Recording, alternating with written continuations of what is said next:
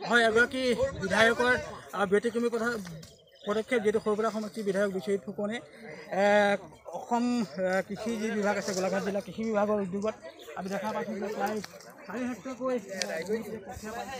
ইতিমধ্যে বানাক্ৰান্ত যিসকল খেতি কৰাৰ ক্ষেত্ৰত যিটো অসুবিধা হয় বা কঠীয়াৰ কাৰণে যিটো প্ৰয়োজন হয় আৰু সেই কঠীয়াখিনি পাবৰ কাৰণে বা সেই কঠীয়াখিনিক যোগান দিবৰ কাৰণে সৰুপৰা সমষ্টিৰ বিধায়ক বিশ্বজিৎ ফুকন ডাঙৰীয়াই এনেদৰে দেখা গৈছে যে কঠীয়া পৰি ৰাইজৰ সহায়ৰ কাৰণে আগবাঢ়ি আহিছে। মই সৰুপৰা সমষ্টিৰ বিধায়ক মহোদয়ৰ লগত পুনৰ কথা পাতিব বিচাৰিম। কেনেধৰণৰ পদক্ষেপ যি সময়ত বানপানী যিহেতু সমগ্ৰ ৰাজ্য ধৰিছে তেনে সময়তে আপুনি দেখিছোঁ কঠীয়া পাইছে বানক্ৰান্ত ৰাইজৰ সহায়ৰ বাবে।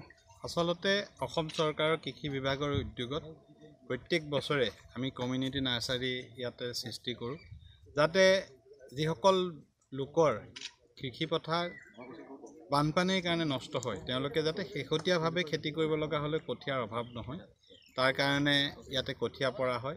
যোৱা বছৰো পৰা হৈছিল। যদিও আমি এই কঠীয়া ৰাইজৰ সহায়ৰ কাৰণে পাৰোঁ, তথাপিতো আমি আশা কৰোঁ যে বানপানী নহওক, আমাৰ কঠীয়া যাতে ক'তো ব্যৱহাৰ নহওক, কাৰণ বানপানীয়ে ধ্বংস কৰা জেগাতে কঠীয়াখিনি পঠাবৰ বাবে আমি ইয়াত প্ৰস্তুত কৰোঁ।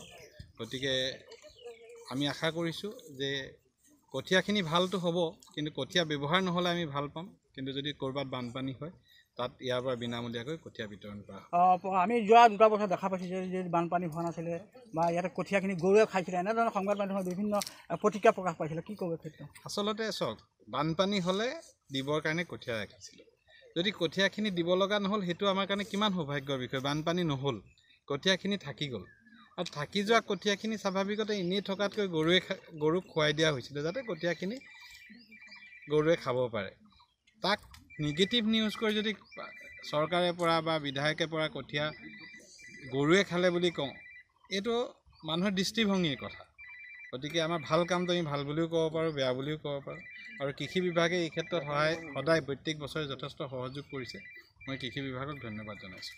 হয়, ইতিমধ্যে সৰুপৰা সমষ্টিৰ বিধায়ক মহোদয়ে আজি প্ৰায় যিটো ফলঙনি যি কৃষি বীজ পাম আছে, কৃষি বীজ পামত এনেদৰে কঠীয়া সিঁচা আমাৰ পৰিলক্ষিত। আমি কৃষি বিষয়াগৰাকীৰ লগত কোনো কথা পাতিব বিচাৰিম।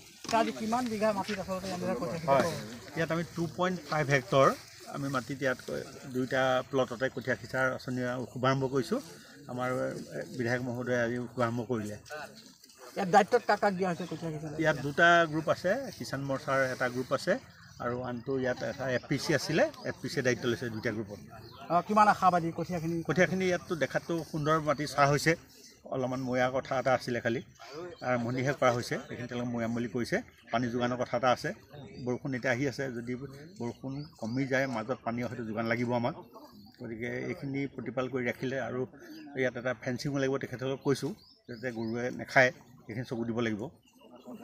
হয়, এনেদৰে যিহেতু সৰুপৰা সমষ্টিৰ বিধায়ক মহোদয়ে আজি ফলঙনি যি কৃষি বীজ পাম আছে, ফলঙনি কৃষি বীজ পামত উপস্থিত হৈ প্ৰায় 2.5 হেক্টৰ মাটিত যিটো কঠীয়া পৰা আমাৰ পৰিলক্ষিত হৈছে। এই কঠীয়াখিনি আচলতে বানাক্ৰান্তৰ যি ক্ষতিগ্ৰস্ত ৰাইজ আছে, বানাক্ৰান্তৰ ক্ষতিগ্ৰস্ত ৰাইজসকলক উপকৃত কৰিবলৈ এনেকৈ সৰুপৰা সমষ্টিৰ বিধায়ক বিশ্বজিৎ ফুকন দেৱে এনেদৰে পদক্ষেপ লোৱা আমাৰ পৰিলক্ষিত হৈছে।